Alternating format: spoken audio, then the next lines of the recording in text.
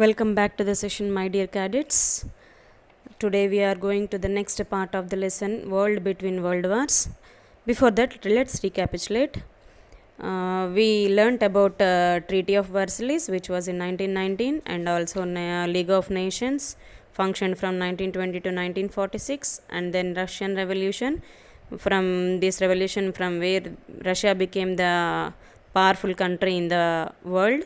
And the next is Great Depression, which was a worldwide economic depression where the most of the people in the world suffered except USSR. Only USSR was escaped from this economic depression. So let's come to the today's part of the lesson, that is rise of fascism and Hitler. You had read about several political ideologies like liberalism and socialism earlier. Fascism was such ideology which developed in the period after First World War, especially in the defeated countries like Germany, Italy, etc. Fascist ideology was completely different. They didn't allow anyone to conflict nor have different interests within the nation. And the people should ensure absolute loyalty, obedience to the central power. And they were against both communism and liberalism. Fascist movements shared certain common features like worshipping of the state and a strong devotion towards leader like Hitler. And fascism also used political violence and war. It also asserted that stronger nations have right to expand their territory by displacing weaker nations. And it stood for state controlled capitalism and opposed socialism and communism.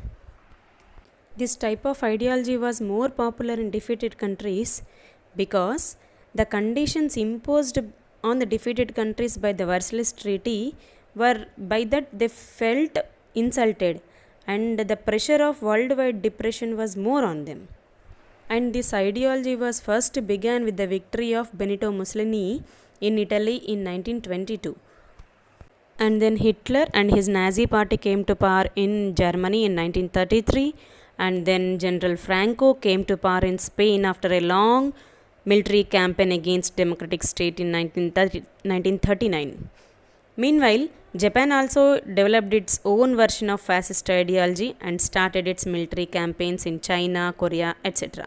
So all these dictators were in some ways followers of fascist ideology. So this is about rise of Hitler. And now we'll come to the next part, Second World War, 1939 to 1945.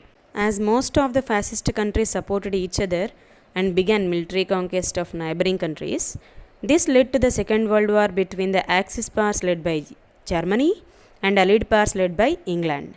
So in the Axis powers we have Italy and Japan also, and in Allied powers we have US, France, USSR, etc. So the USSR joined the Allies in 1942 when Germany attacked it. The war ended in August 1945 when Japan surrendered after USA dropped atom bombs on Hiroshima and Nagasaki. Thank you.